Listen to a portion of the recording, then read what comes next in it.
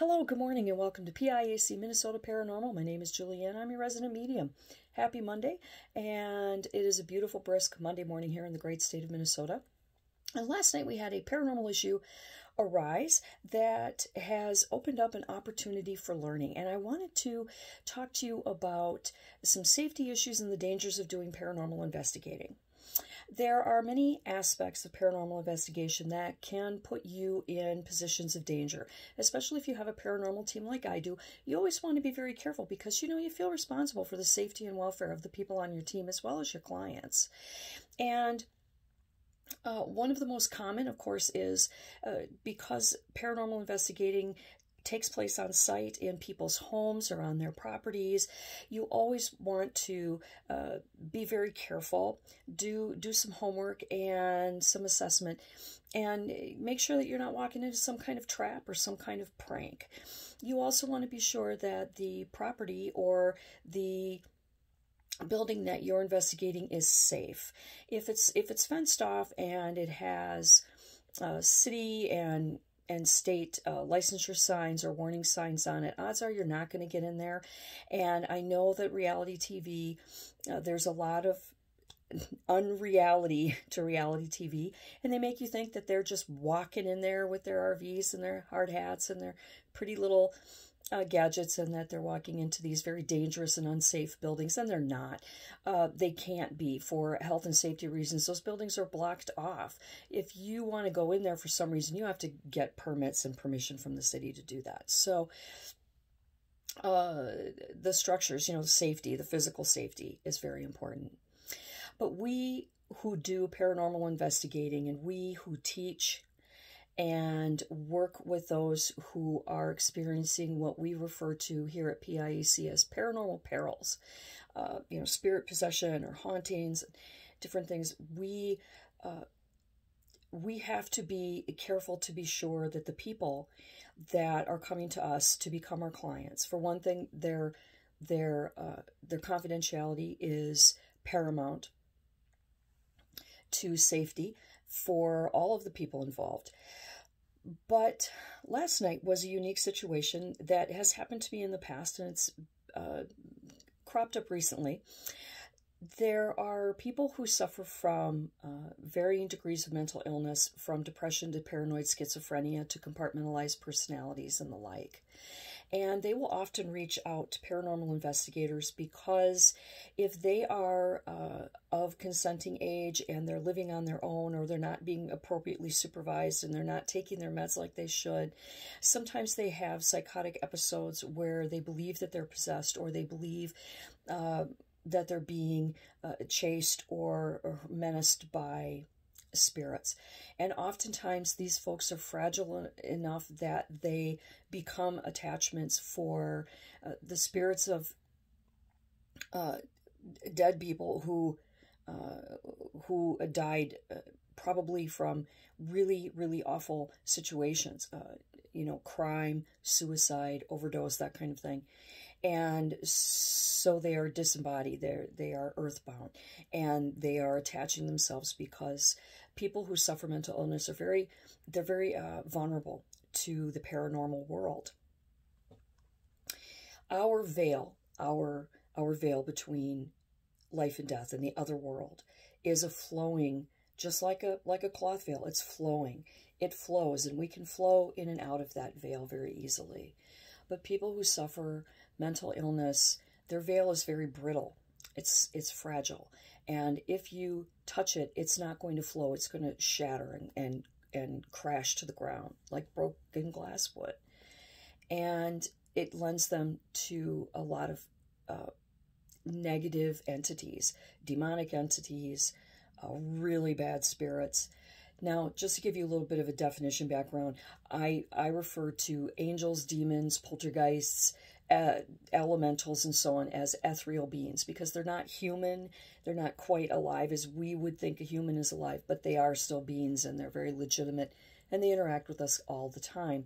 So I call those ethereals. And then spirits are, of course, the spirit of a human being that has died, and their spirit is still here, or, whatever the situation may be. And I have, in the past few months, been contacted by a doctor who has a patient who is suffering from schizophrenia and believes that he's possessed, absolutely 1000% believes he's possessed. And incidences that occur at their meetings lend her to believe that there could be something, quite paranormal going on.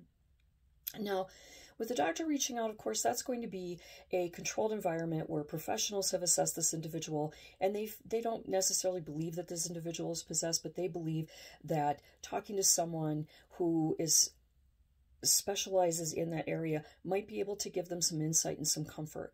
And maybe if an expert says, you know what, you're really not possessed, it might help pave the way for rational healing and meaningful steps toward being more, I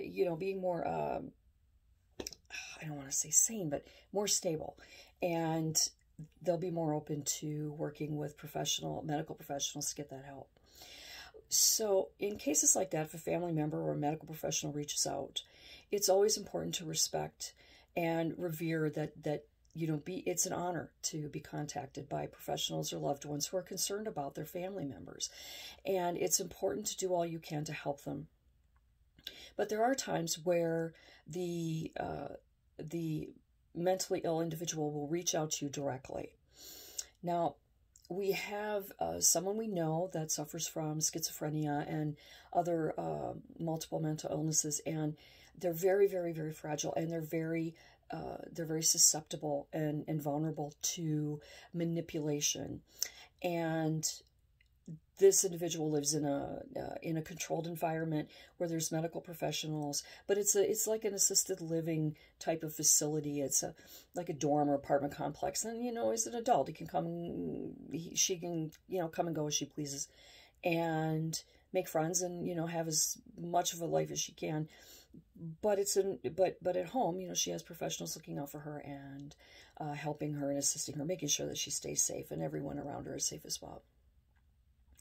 And this individual is being influenced by someone else who doesn't strike me as genuine. And I'm concerned that this individual is trying really hard to upset the apple cart with this person who's vulnerable, this vulnerable adult. This vulnerable adult wants to bring themselves back to God and rededicate themselves to God and the Christian faith, and that is an absolutely fantastic thing to do. I think that in this particular case, the church is a very safe place and a very beneficial place for this individual, and they'll get the support and the backup that they need to keep moving in a healthy and positive direction. But there's somebody in the sidelines, someone that's influencing this individual and telling this individual that they need to have a seance. They need to bring a demon out. They want to play with a demon, and this person's really bad. And you can't tell any adult, don't hang with that person, they're really bad. I mean, you can give them your advice. But in this particular case, you're dealing with someone that has some extraordinary issues that can complicate matters.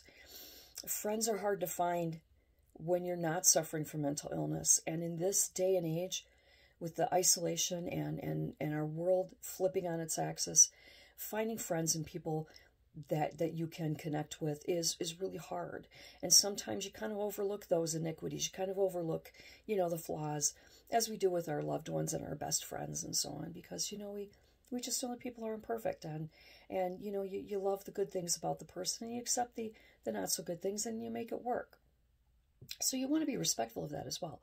But this individual, there's something sinister going on where this individual is really trying to influence. In fact, this individual took a cardboard box and made a makeshift Ouija board and hid it from the medical professionals at their apartments, at their dorm, underneath a laundry basket. And they were trying to summon a demon. And I absolutely said, no, we would not do that at all. We would never, ever do that. And the reasons why. And I was contacted yet again last evening by this individual, giving me a very cryptic message. Hey, you want to do some paranormal stuff next weekend? No, I do not.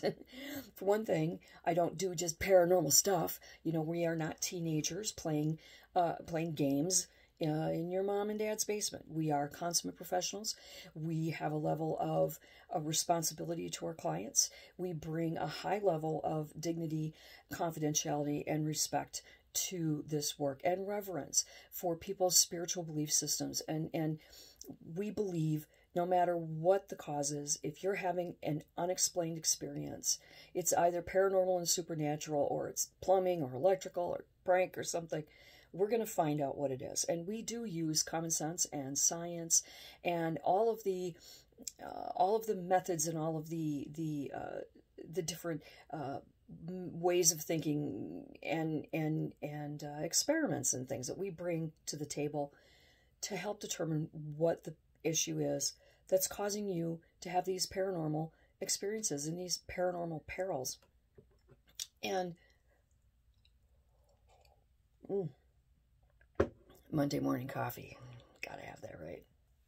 So you know, we do respect people, and we believe people. If they're experiencing something, they're experiencing something flat out, straight up.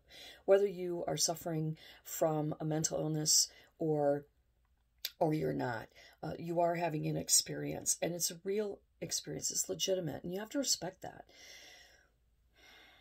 And in this particular case, we would not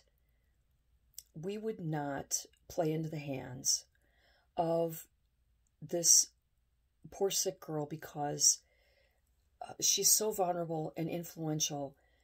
She can be influenced very easily, and in a case like that, you have a responsibility to people's safety and their mental health as well. And you could be causing great harm and damage by playing teenage pranks or making makeshift Ouija boards. I will do another episode. Again, I might be repeating myself here with the episodes about the safeties and the dangers of Ouija boards, pendulums, dowsing rods, etc., because I use all of those. I am a professional. I use Ouija boards since I was 10 years old, and I learned from professionals, so I feel very comfortable and confident that I can tell the difference between something dangerous and something that's probably constructive, positive information. So it's always good to have a professional available when you're working with that kind of oracle.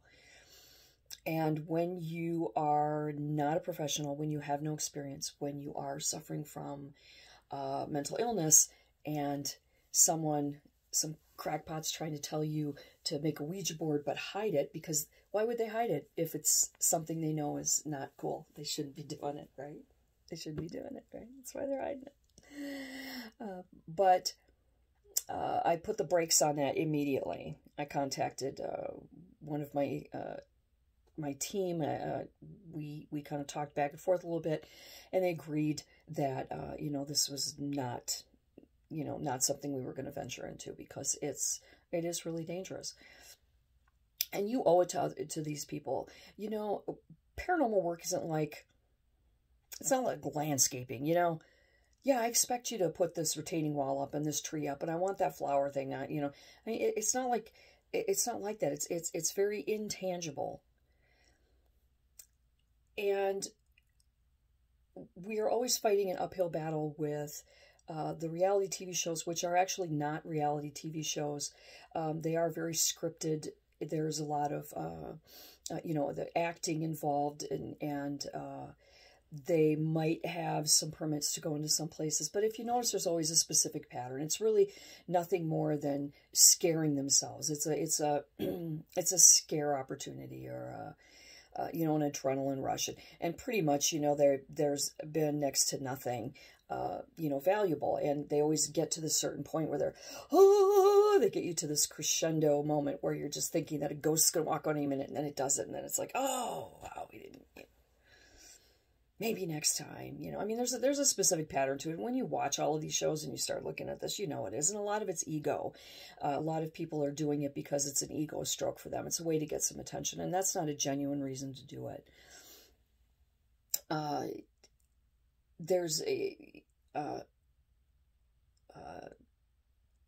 a lot of really sincere and genuine investigators out there with really great ability that do this kind of work. And I have been communicating with the dead and ethereal since I was 4 years old, as my mom started documenting it. It was 54 years ago. And I have been a professional investigator for 32 years. And I do have a lot of experience under my belt. I had 25 years apprenticing under one particular psychic and learning all that I could. And I'm continuously learning.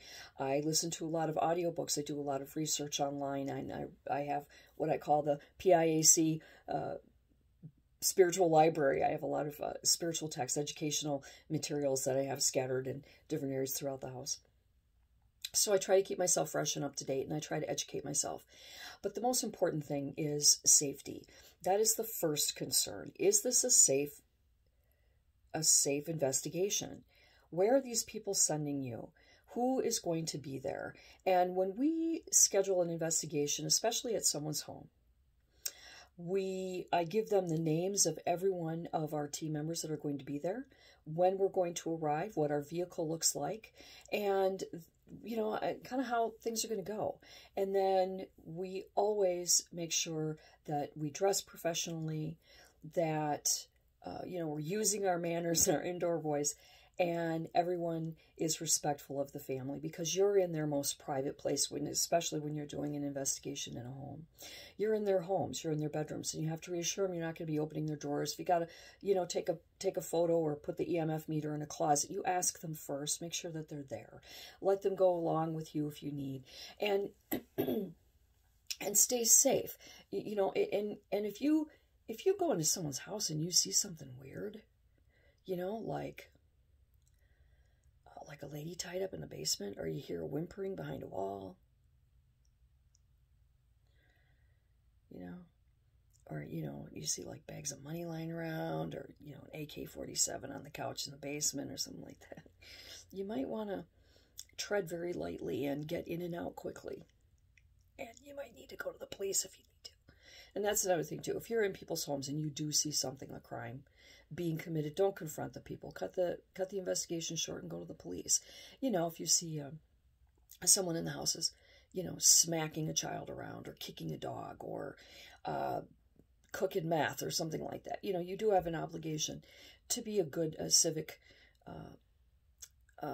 individual, and do your civic duty, and be sure to report that as well, because that's a danger to everyone.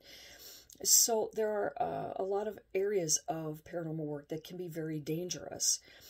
And if you're roaming around cemeteries and abandoned buildings, and they're not fenced off, and there's no trespassing, and there aren't any no trespassing signs, be sure that you're very, very cautious and careful. Bring lots of lights.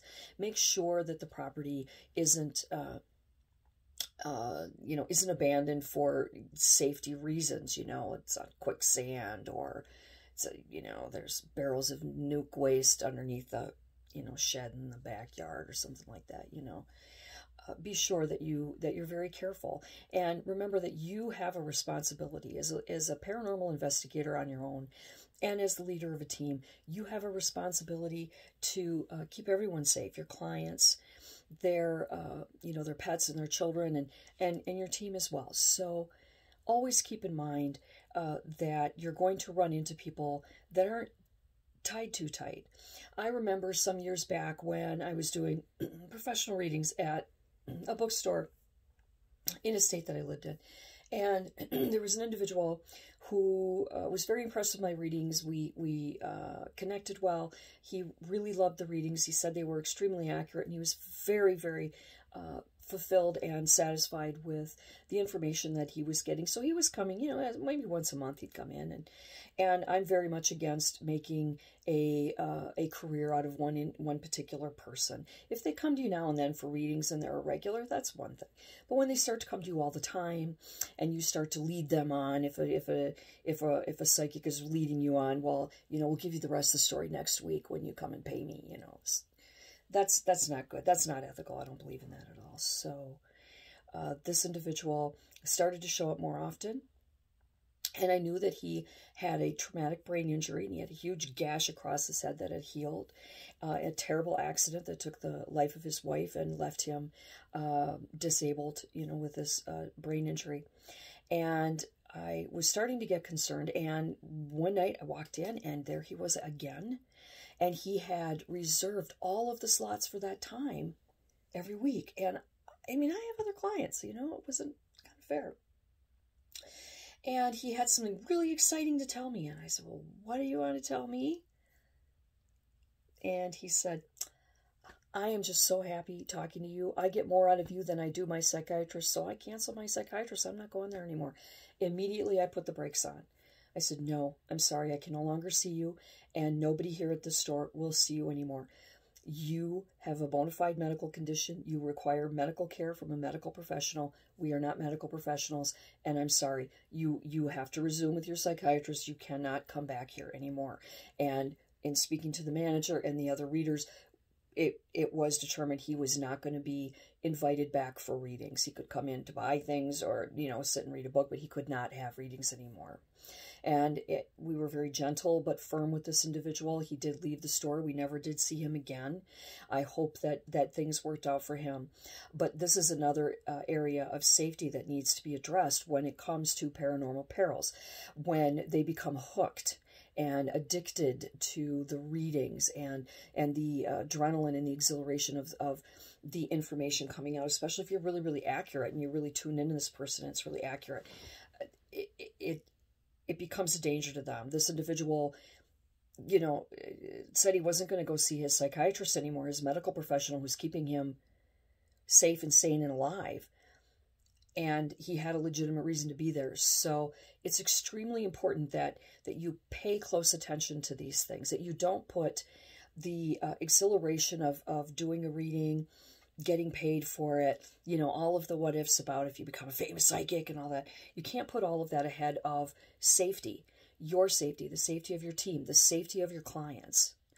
It is the most important thing and the first step that needs to be looked at and arranged before you start going into investigations.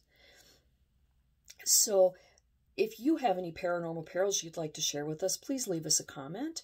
If you have any further questions about how to stay safe in paranormal investigations, just leave us a comment or give us a call at 952-855-8887. That is our official PIAC Minnesota Paranormal phone number. You can leave us a text message there or a voice message. We'll get back to you. And until next time, may you be filled with the light and love of the universe and always, always do good.